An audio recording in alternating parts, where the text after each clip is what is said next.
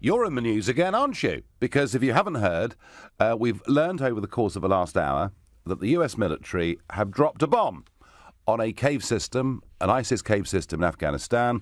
The bomb is described as the mother of all bombs. I guess Donald would use the word huge, probably. It weighs 21,000 pounds. It is the largest explosive device in terms of weight ever to have been dropped. Of course, in terms of force, there were the two nuclear bombs that were dropped on Hiroshima and Nagasaki. So it's a 21,000 pound bomb that's been dropped on this cave complex. I'm guessing that it's some kind of bunker buster bomb, one of those bombs that, burrows into the ground before it explodes. Amazing thought that at the end of World War II, Lancasters were flying bombs that weighed 12,000 pounds. How on earth they ever took off, I don't know. So Trump has just done this, and he is fighting ISIS.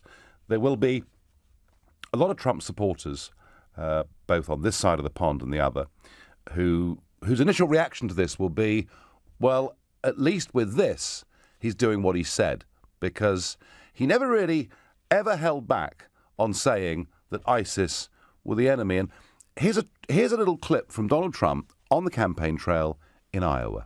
ISIS is making a tremendous amount of money because they have certain oil caps, right? They have certain areas of oil that they took away. They have some in Syria, some in Iraq. I would bomb the out of them.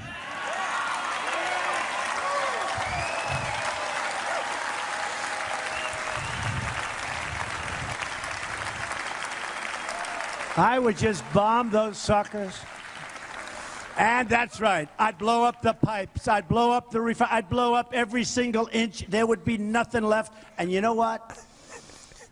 You'll get Exxon to come in there in 2 months. You ever see these guys, how good they are, the great oil companies? They'll rebuild that sucker brand new. It'll be beautiful. And I'd ring it, and I'd take the oil. Well, Exxon, of course, which at that moment in time was led by a man called Rex Tillerson, who happens just now to be the Secretary of State. So wait, won't be Rex Tillerson who's going in and doing it. So I don't think there's any particular confusion about how Trump felt about ISIS and what he was going to do if he became US president. I'm sorry that we had to bleep part of the speech. I'll leave it to your imagination as to what he might have said. In response to it, this is Sean Spicer, his press secretary, and this is the first official response to what happened. Some news breaking out of Afghanistan, so I just want to give you a quick update. At around 7 p.m. local time in Afghanistan last night, the United States military used a GBU-43 weapon in Afghanistan. The GBU-43 is a large, powerful, and accurately delivered weapon. We targeted a system of tunnels and caves that ISIS fighters used to move around freely, making it easier for them to target U.S. military advisors and Afghan forces in the area. The United States takes the fight against ISIS very seriously, and in order to defeat the group, we must deny them operational space, which we did. The United States took all precautions necessary to prevent civilian casualties and collateral damage as a result of the operation. Any further details, I would refer you to the Department of Defense on that. Well, having told you that we would tonight debate the former Archbishop of Canterbury, Lord Carey's very powerful piece in today's Daily Telegraph, where he condemns the British government for effectively discriminating against Christian refugees from Syria and says these people are facing a genocide, which I'd very much picked as an Easter story. I think the events of the last hour mean we really do need, at least between now and 7:30, to talk about this. And the question that I want to pose and get your response to, is this the way to beat ISIS? Is bombing the way to win wars? Is it right that he's fighting ISIS? I mean, nobody can disagree that he said he was going to fight them. He was absolutely clear about that all the way through. I guess the timing of this, just a few days after the attack on one of Assad's airfields, might surprise people, or perhaps not. Because perhaps what he saw in America were his own supporters a bit confused about why he was attacking Assad, who is somebody who has been fighting ISIS. Maybe this is a way of saying to the American people, no, I'm clear who the real enemy is. But can you win wars by just dropping bombs? Now, the history of this would suggest to me that you probably can't. Bombs, artillery shells, if we think of the First World War. I mean, hundreds of millions of shells were thrown between different positions on the Western Front and the other fronts in that war. And whilst it caused, 60% of the casualties in the British Army were caused, in fact, by shrapnel, artillery shells in some way. On its own, it doesn't win. We bombed Germany flat. Was it that won us the war? Or, ironically, did it in some parts of Germany maybe even harden resolve to carry on the fight all the way, right to the last denouement outside the bunker?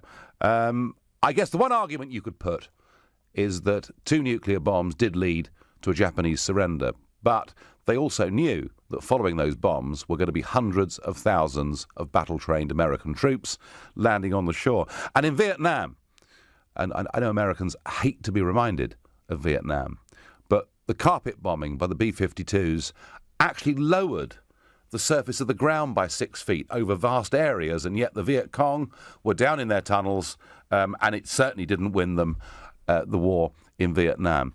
I think there is a way that ISIS can be taken on, but I don't think it's just bombing alone. And I wonder, do you think that Trump perhaps, given 2 different attacks within the space of a week, is he beginning to look a bit like a warmonger? Interesting. Zach in Greenwich, is he doing the right thing here? Nigel, I commend you for taking this line and not being ridiculous. And I'm sure there's going to be people coming on, oh, yeah, it's okay. The thing is, the problem I have, Nigel, is that when ISIS, for example, and again, I don't condone their behaviour either, but... Good. When of course, when ISIS come and turn around, let's say, Mr. Trump, he done this big bomb. I wonder how many women and children died in that bomb. The thing is, if ISIS now come and turn, look, they killed our women and children, let's come around and go and kill their women and children. Well, it's tit for tat, isn't it? You can't say if you have to condemn both sides, and whoever condones one side, therefore they have to condone the other side as well. Do you see what I'm saying? Well, to a large extent, the big bombing build-up that happened in this country under Churchill as Prime Minister was seen as revenge for Coventry. In Coventry, this raid had happened. About, I think, 600 people were actually killed in the raid, 1,500 wounded in the raid, and the feeling was, as Bomber Command was built under Harris, that this was us hitting back, and that was the right thing to do. And, I'm not sure quite how many hundreds of thousands of women and children died in that, but something like 600,000 Germans were killed. So, war, Zach, does bring out tit-for-tat behaviour, and I'm not condoning it at all. But I just wonder, we've spent a lot of years in Afghanistan, haven't we? The Americans, the British, a lot of blood and treasure, which effectively got us nowhere. And now we're dropping bombs on a cave system. I mean, on its own, Zach, I can't see it working. What annoys me the most is we've got all these problems in this country, okay? All these problems. Bombs they're not cheap, man. Do you know what I mean? Like, they are not cheap. If bombers, fighter jets, the fuel for them, the tanks, the human life, it's not cheap. No. And the fact that we've got food banks and all the rest of it in this country, and people can't, NHS waiting lists are, to the sky, and maybe not this country, but for example, Trump, and they got the similar problems in America, which was the reason why he came into power. Well, America first, of course, was his biggest pitch of all, Zach, wasn't it? That we're going to put the interests of American people and American businesses first. Yeah, no, I get that. Right. And they're spending all this money on this £21,000 bomb. It's crazy. It doesn't make sense to me. Zach, thank you. Zach says it's crazy and it's not going to work and it will kill innocent women and children. It was noticeable that Sean Spicer said they'd done their best to avoid collateral damage to people who were not ISIS, but it's very difficult, isn't it, in any war situation to guarantee anything like that. Simon in Hornchurch, is he right to have done this? And can we beat ISIS by dropping bombs? All right, Mr. Farage. Well, you've alluded to the point that I was just making to your researcher on the phone, which is that, we went in years ago, ourselves and the Americans. The Americans, quite rightly, in my opinion, were taking revenge for 9/11. That was fair enough. Yes. You then got all the propaganda about nation building. The British have lost hundreds of soldiers there, the Americans even more. I assume this bomb was dropped because there's a threat to American troops that are still there. They've had to re-escalate their involvement there. After all these years, it hasn't changed anything. Then, of course, he's now changed his America First policy, where he's now interfering in Syrian internal affairs.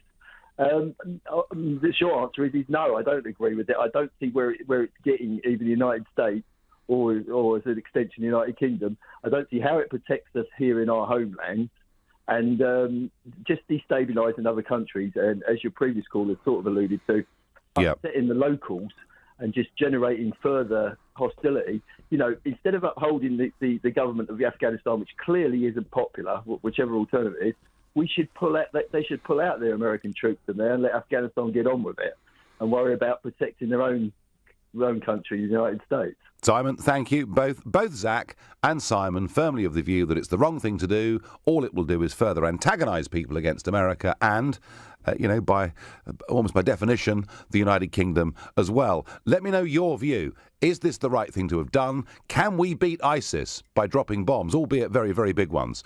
Get involved in this, please. Call me on 0345 6060 973.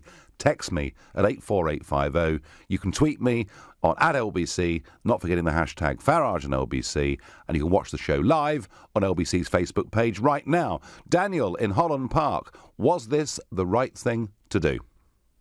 No, it certainly wasn't. And I just want to say that I just feel like this whole thing, everything is just based on white supremacy. White supremacy? Yeah, it's something we don't talk about, but it's something I think we need to talk about. It's definitely a topic, and I know everyone shies away from it, but, what have the Afghanistanis, what have they done? What has the Middle East done? This is all about white power, because it seems like, because literally, if you look at the world's history and you go back in time, it's always the white supremacy making the first move. Daniel, Daniel, America is a country with a very big black population, isn't it? But can I just say something though? Yeah, but those black population, where do they come from? Well, they come from all over the world, as indeed do the white population in America. We was taken and captured, shackled, and brought over to America as slaves. That's how we first was there. That's bottom line. Well, and Daniel, there could be people that argue that the Irish population in America are there because the Brits treated them badly and all the rest of it. I don't know that helps. So are you seriously telling me, Daniel, that you think what Trump has done today is an act of a white supremacist? Oh, definitely. He is one. Okay, Daniel. No, I don't at all. But Daniel, I take your point. I hear what you have to say. Thank you. Is dropping big bombs the way to beat ISIS? I don't think so. In a moment, I'm going to tell you how I think we should contemplate taking on ISIS. But right now, you're listening to the Nigel Farage Show, exclusively on LBC. It's 7:15. Weeknights on LBC start with Nigel Farage from 7. Now, we've learned that the Americans have dropped the largest non-nuclear weapon in existence, and I think probably the largest bomb in terms of weight that has ever been dropped. 21,500 pounds is what it weighed. It's been dropped on a cave system in Afghanistan, held, as intelligence tells them, by ISIS. And I'm asking you to tweet and text and call to answer the question I'm trying to pose to you. Is this the way to beat ISIS? Can you beat ISIS by dropping bombs? Well, my view on this, and I've thought about this a lot over the course of the last few years, because I do believe that what ISIS represent is the biggest threat to the West and the biggest threat to our way of life. But right at the moment, they may have an ideology that's strong, but militarily they are not particularly strong. They don't have, for example, fighter jets at this moment in time, thank goodness. I'm absolutely certain that you can't beat ISIS by just dropping bombs. I'm absolutely certain you can't beat ISIS by fighting them in any one country. You have to have simultaneous action. It has to be happening at the same time in Yemen and in Nigeria and in Syria and everywhere where militarily they've got AK-47s and force of any kind. What we need to do, if we're serious about this, we'll have to build the biggest grand alliance in history. We will have to get a couple of dozen plus countries working simultaneously together to militarily weaken ISIS as much as we possibly can.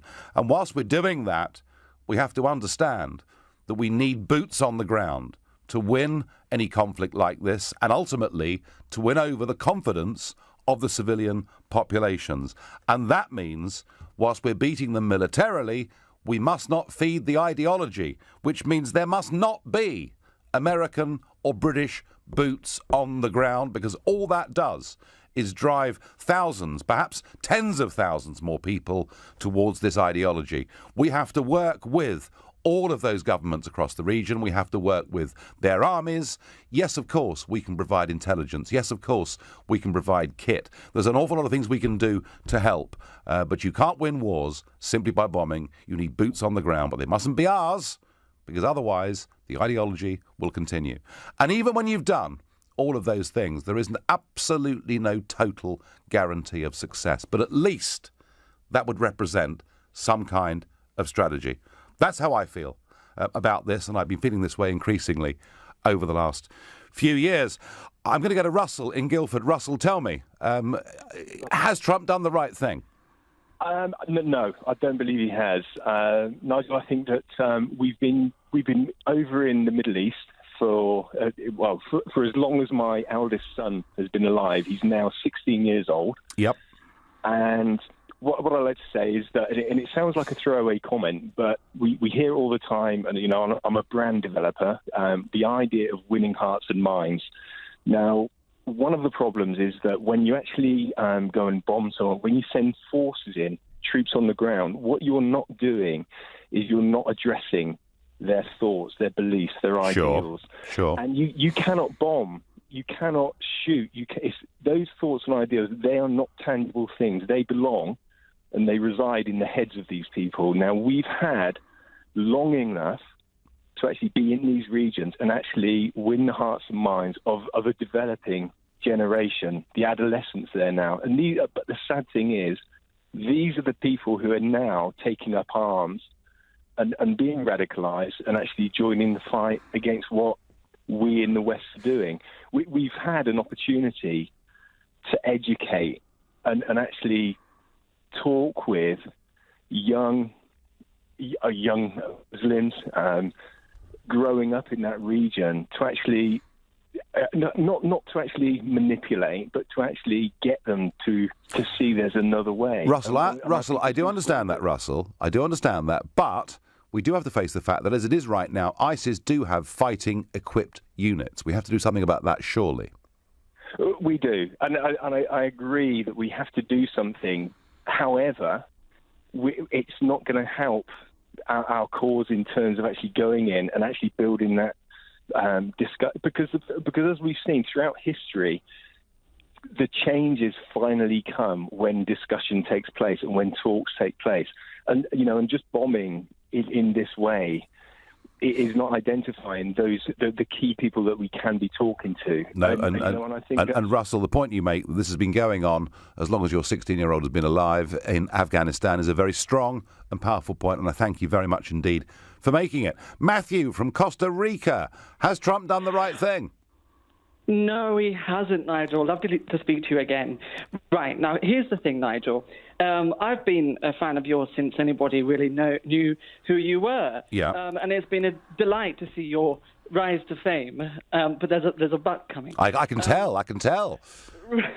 Go right. on. And the thing is, a lot of people think that, you and perhaps Katie Hopkins are the Donald Trumps of the UK, but you're not. You have always said over the last decade, we need to have less of invading other countries and trying to topple foreign dictators. Yep. Do not poke the Russian bear. Yep. And now this is actually happening. This is the time, and I really just want to plead with you to stick to your principles and speak out against what Donald Trump is doing. Well, Matthew, yes, he's your friend. Matthew, I really, I really couldn't have been much clearer last week in the way that I felt about what had happened in Syria. Even last night on the show at 7:30, I was using some of the views of Scott Ritter, the former UN weapons inspector, the man who told us, by the way, that Saddam did not have WMD, and yet we ignored him.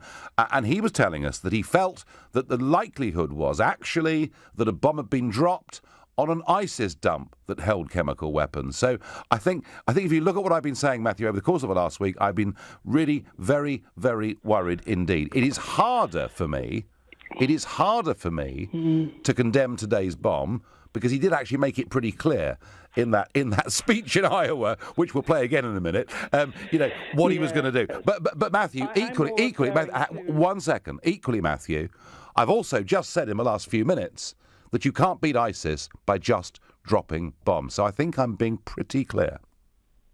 That's fair enough. But just in reference to, the previous attack against Assad, I do feel that you could have been more direct in your condemnation. Maybe take a leaf out of Katie Price's book, Katie Hopkins' book, and say, she woke up that morning and said, "Where is my president?" And perhaps you could have done the same. This is not right. My biological lie detector says that Assad did not drop those chemical bombs, and I think you, in your heart of hearts, that's not true as well. Matthew, I've been making these arguments over the course of the last week. I've been pretty clear about it. And, Katie Price, if you're listening, we'll be keen to have your view too. Matthew, thank you. Ricky from Grove Park asks me, Nigel, can we beat ISIS without America and the UK? Well, I think I've laid that out, Ricky, that we can be very, very useful, but if it's just us going into other people's countries, whatever we do militarily, we probably will continue to foster the ideology. Hi, Nigel. Did Trump drop this bomb to show North Korea America's firepower? Terry in Milton Keynes. Terry, that's a very, very thoughtful point indeed. And I get one here. Nigel's appeasement attitude is surprising. I thought he was made of stronger stuff. You cannot fight fire without a good dose of water, says Manuela from Worcester. Well, I've never set myself up to be a warmonger and out for invading and bombing everybody. I'm going to ask Jack in Epping, is dropping a bomb, or perhaps a lot of very big bombs, going to be ISIS? No, I don't think it is. Good evening, Nigel. Good evening. I don't think it is. I think that dropping a B-52 full of Agatha Christie novels would probably be more effective than a big bomb. Why Agatha Christie, Jack? Tell me. Well, it's actually a quote from Billy Connolly. Oh, is it? Oh, there we are. I'm ignorant. Right, thank you. But no, I commend you on your knowledge of military history that you briefed us with at the beginning of your show. Yeah. And I believe it's only recently that certain medals have been awarded to, the British airmen that, did the bombing campaigns in Germany and things like that. And I think it's only now that they have, been recognised. Well, we rather turned our backs on Bomber Command. There was a feeling that Dresden was a raid too far. And there was a feeling that Churchill rather dropped them, actually, in May 1945. And it wasn't until a few years ago when a big Bomber Command memorial went up, privately funded, went up, and it's down just off Hyde Park. And anyone visiting London, it shows a big bronzes of a Lancaster crew. And it's well worth going to see. So, Jack, we did rather, even in 1945, even when we found out what had happened in Belsen, what had happened in Auschwitz and elsewhere, even then there was a feeling in this country, amongst some, that perhaps we'd gone too far. And, yeah, we killed an awful lot of people, and, yeah, we knocked out factories and railway lines, but, you can't... We would not have got a German surrender just by bombing. We had to have people actually there on the ground. And that, Jack, I think is the point with this. But listen, go on. Is that I think that, with a smart bomb or the largest, non-tactical nuclear weapon bomb or whatever it was, I think that is, it's only going to turn people against us, because it's the people on the ground, it's ISIS on the ground, or formerly in that region, probably the Taliban, and saying to civilians that are being killed by bombs, look at what they're doing to us. Jack, I get it, I understand it. Crystal on Facebook messages says the mother of all bombs was dropped after Afghanistan was already destroyed. Where's the logic? Well, I guess the logic, Crystal, is that they were holed up in these caves. Ian says there is no talking with terrorists. Nobody can change their minds. Maybe that's about the first comment I've really had tonight, suggesting that this is the right thing to do. Most of you don't think it is. More of this in a moment. Was he right to drop this bomb? Can we beat ISIS by bombing? You're listening to the Nigel Farage Show, exclusively on LBC. It's 7:30 and time for the news with Rupert Bhatia. The United States has... Well, one thing Donald Trump does try to do, or has tried to do, in these first few months of his presidency, is to keep his promises, which is what shocked everybody so much about the intervention in Syria that took place last week. But there wasn't really much confusion about how Donald Trump felt about ISIS and what his actions as president might be. This is a clip from Iowa when he was out there on the campaign trail. ISIS is making a tremendous amount of money because they have certain oil camps, right? They have certain areas of oil that they took away. They have some in Syria, some in Iraq. I would bomb the out of them.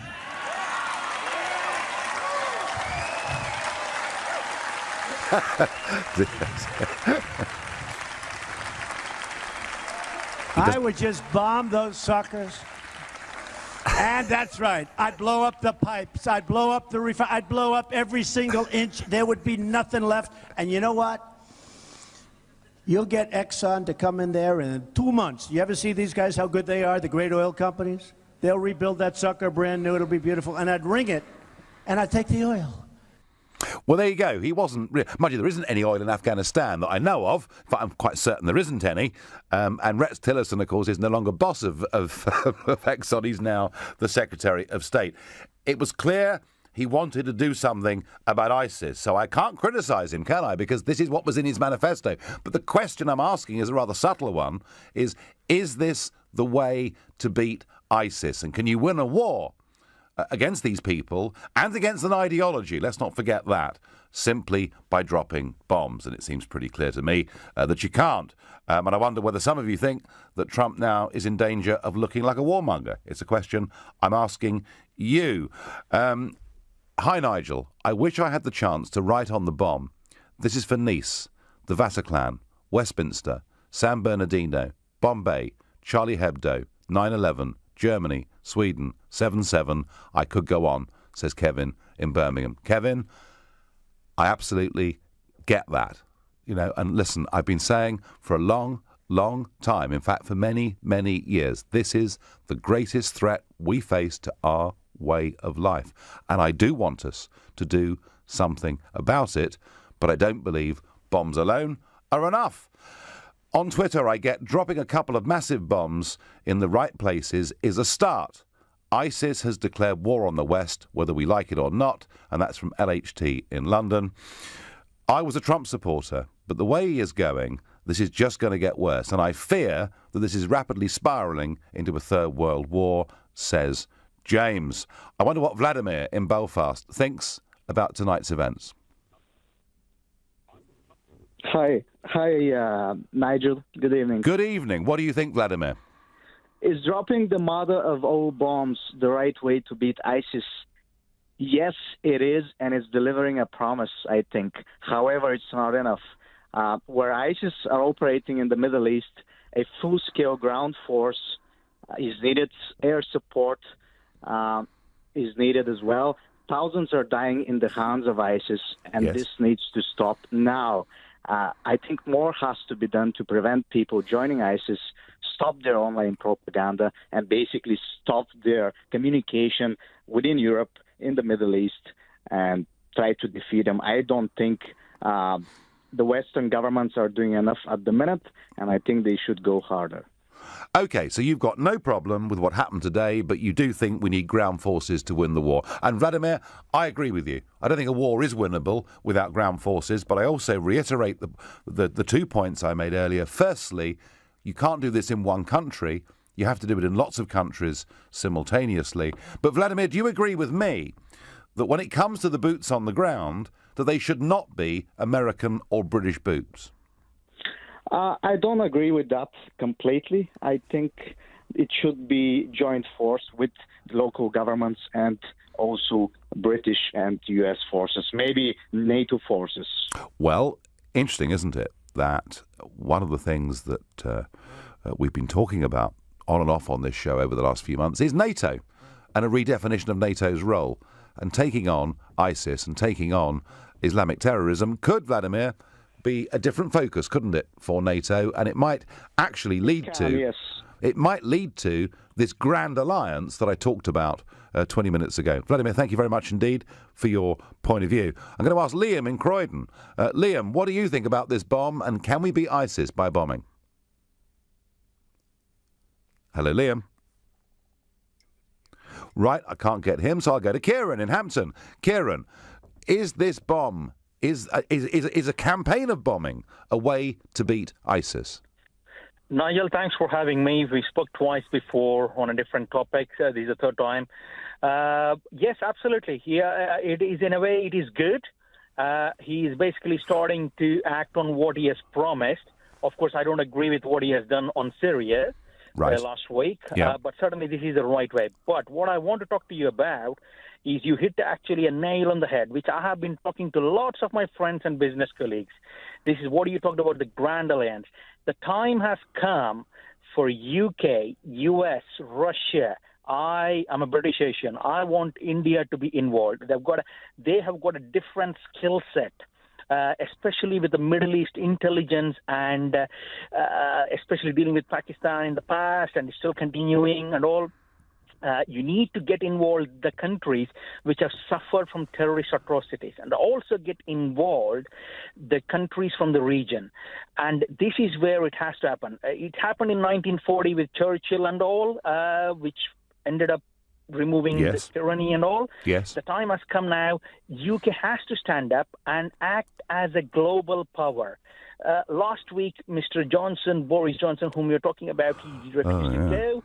Now it is time that he has to step in, especially once Brexit has delivered. We need to stand up for right causes. Well, Kieran, I get your point, but the Foreign Secretary, Mr. Johnson, who was supposed to go to Moscow to meet the big bosses, cancelled his visit and instead tried, without meeting them face to face, to impose extra sanctions on Russia, only not to get international agreement. Kieran, you agree with my point about the attempt to form a grand alliance, and you're quite right to include India, who've suffered with Islamic terrorism, and I know through border disputes and everything else, they fear this as much as anybody. Kieran, thank you. Liam in Croydon, is your line working now? Yeah, I accidentally muted my mic a minute ago. Right, OK, so dropping bombs, is it the way to beat ISIS? Well, it can help, but it's just not the way on its own. No, so what would you do? We need to send some troops in. Maybe some of the other EU, well, it's not EU anymore, but some of the other European countries can step in.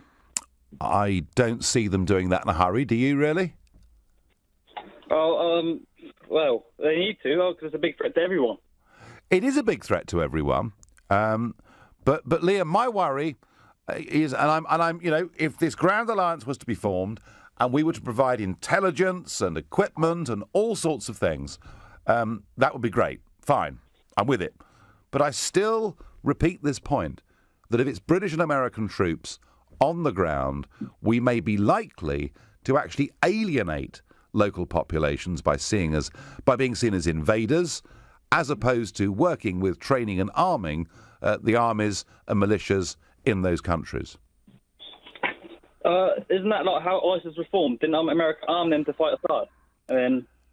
Yes, that is very true, but we'd be working here with governments. Yeah, I mean, actually, America, particularly in Afghanistan, was arming the people who were taking on the Russians, and look what we finished up with. And yeah, I get that, Liam, but I'm talking here about governments working together. I'm talking about forces that are working for and with governments. And yeah, there are always risks of fragmentation. I mean, I'm not quite sure how many opposition groups there are in Syria, but perhaps it's dozens, so it is very, very difficult. None of this is straightforward, Liam. I just fear that us being seen to be invaders, we might beat them militarily, we might take out their guns and their weapons, but we might actually foster their ideology even further, Liam. That is my point. Yeah, no, I agree 100%, yeah. Yeah. OK, thank you very much indeed. On Facebook, Richard says, bomb their infrastructure to limit their ability to perform. Boots on the ground to mop up will end it. But can you really destroy an ideology? Well, Richard, this is the point I keep coming back to. Junaid says, I thought Donald was going to be different. I was in favour of him compared to Mrs. Clinton, but he's proven to be another puppet. Paul Bates says, my dad flew in Lancasters and was the guy who pressed the button to drop the bombs, but he would never talk about it. And there were many, Paul, in that generation who never talked about it. Right now, you're listening to The Nigel Farage Show, exclusively on LBC. It's 7:45. Coming up. As the mother of all bombs is dropped on ISIS tunnels in Afghanistan, a £21,500 bomb, we're asking, is this the way to beat ISIS? Can we win this war by dropping bombs alone? And we haven't talked at all tonight about ISIS within our own countries. And bombing will not solve the issue of homegrown ISIS. The first step is to control our borders, and that comes from Ollie in Basingstoke. And Ollie, today is a day when the German prosecutors have issued a warrant for a 26-year-old man, Abdul Besset, who arrived in Germany via Turkey early in 2016 and is an active ISIS member who was an accomplice to the bus attack that took place, that horrendous attack before Christmas. So you're quite right, Ollie in Basingstoke. We mustn't forget that we do have a problem within our own countries, one that I think Mrs. Merkel made very much worse, and this arrest warrant issued by the German police today will not be the last. But to return to this question of taking on ISIS in the Middle East and Afghanistan and elsewhere, I'm going to ask Naveed in Lewisham, and I believe you're from Afghanistan, is that right? Yes, thank you for having me on your show, Mr. Nigel Farage. Not at all. Yes, I am from Afghanistan, and basically I disagree with having boots on the ground or bombing in Afghanistan. It's not going to help anything at all.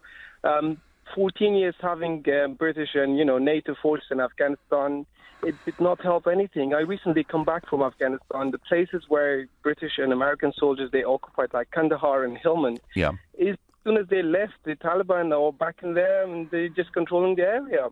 So it's nothing going to help, because after the Russia left, we had Mujahideen, and then after the Mujahideen, we had Taliban. Now ISIS, God knows how many more is going to come and invade Afghanistan. I mean, are you saying that there's nothing that's ever going to work in Afghanistan? Well, based on the experiences of Genghis Khan, and then we had the British, and then again, so it's a country where, if somebody is fighting for their life and they don't care if they lose their life, they want to lose their life. It's like the ISIS, they're cowards, and, they want to lose their life based on, misinterpreting the Islam or religious, just to gain power. And then, if they want to do that, somebody from the West who's getting paid, who got family going there for the, to get the money, and somebody's fighting for their life and somebody's fighting for the money, who's going to win? Obviously, the one who's going to lose their life. Well, certainly, Naveed, historically, Afghanistan is unwinnable for absolutely everybody. And, the Soviet Union was pretty strong in 1980 and failed. And the British in the 19th century were at the height of their powers. And was it, I think, 17,000 British people retreated from Kabul, and they were butchered.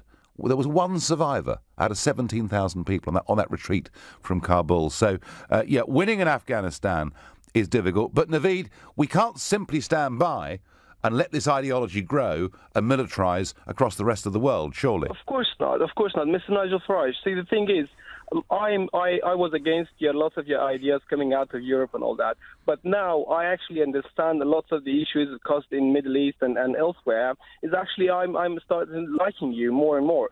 So what's happening is in Afghanistan, I think never war and arms and boots on the ground never going to win. Only the way to win in Afghanistan is to educate people, and that's the thing. And poverty and education. That's these two things can only win in Afghanistan and Middle East.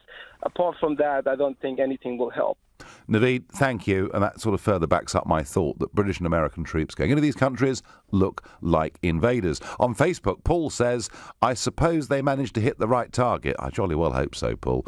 Billy says, much as I hate wars, I would drop more bombs, preferably of the nuclear kind. Thank you, Billy. Frankie says, ISIS wouldn't exist if the UK, US didn't invade Iraq. Well, Frankie, I have to say, I have said this before, that I think our actions open the door to something even worse than Al-Qaeda and the things that went before it. I'm going to ask Andrew in Docklands. Andrew, tell me, can we beat ISIS by bombing? Is the idea of a grand alliance perhaps the way to go?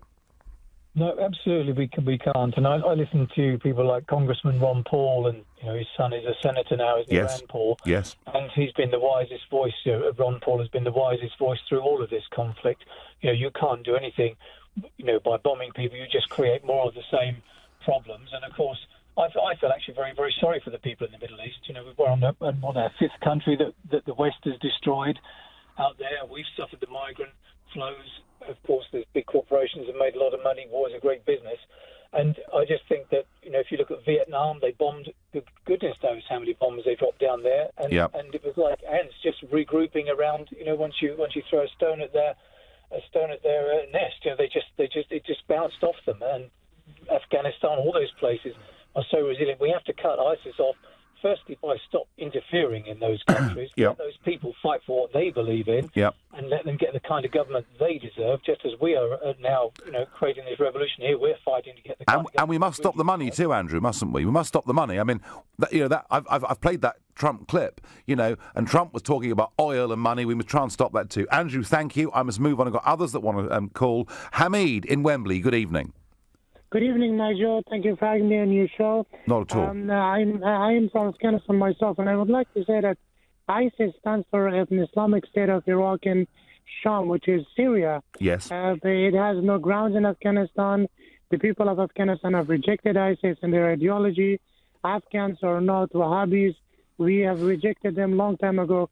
I would like to point out that this is the rebranding of Taliban, and it's been done by Pakistan because you answer part of the question yourself. You said that Afghanistan is a poor country. We don't have any oil. So ISIS cannot sustain itself unless they get help from their neighboring countries, which they are getting from Pakistan. Pakistan is supporting them. And let me remind you that Ayman al-Zawahiri is in Pakistan, Al-Qaeda's current leader. Osama bin Laden was found in Pakistan, and every other terrorist in the region is sheltered in Pakistan because Pakistan used terrorism as a foreign policy to achieve its objectives, especially in Afghanistan. And yes, once again, ISIS is not in Afghanistan. They come and go. They come and attack, and then they go. So if you're bombing Afghanistan, you're going to have a lot of people revolting against the American presence, against the American and British troops. Afghans are pro-democracy, and we have proved that in the last election. Even 90-year-old women went to cast their votes. We are pro-democracy. We have rejected the Wahhabi ideology. Well, that's a lot of the fact that you're rejecting ISIS wholesale is good news. Thank you, Hamid. And I've got some up-to-date news. This is President Trump a few minutes ago. Another successful job. We're very, very proud of our military. Just like we're proud of the folks in this room, we are so proud of our military, and it was another successful event. Did you authorize it, sir? Everybody knows exactly what happened. And what I do is I authorize my military. We have the greatest military in the world, and they've done a job as usual. So we have given them total authorization, and that's what they're doing. And frankly, that's why they've been so successful lately.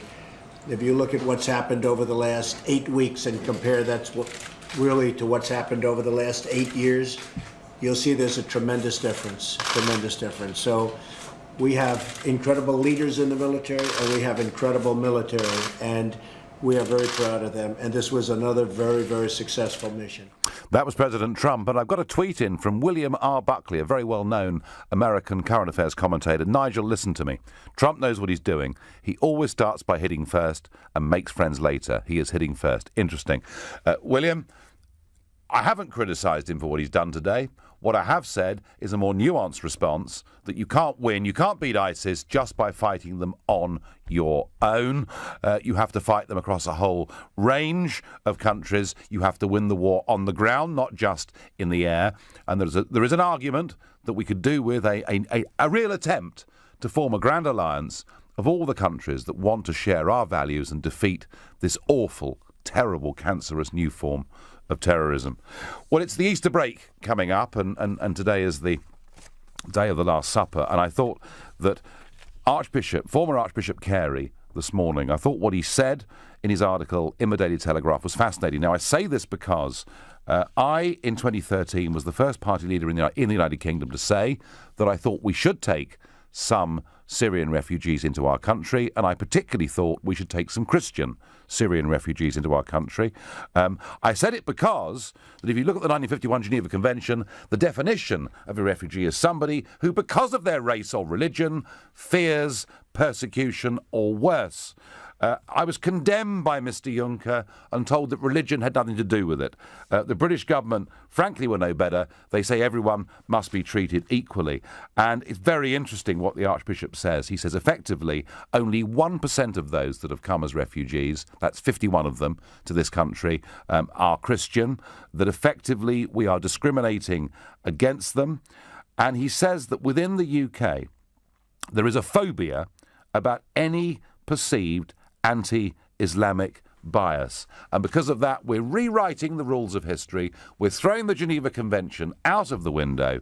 And he does use the word genocide. He says the Christians are undergoing genocide.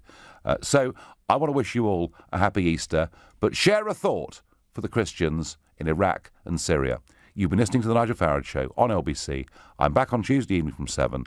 Coming up at 10, it's Ian Collins. But up next, it's Clive Bull. Thank you, Nigel. So, yes, we'll continue this conversation. The US has dropped its largest ever non-nuclear bomb on Afghanistan.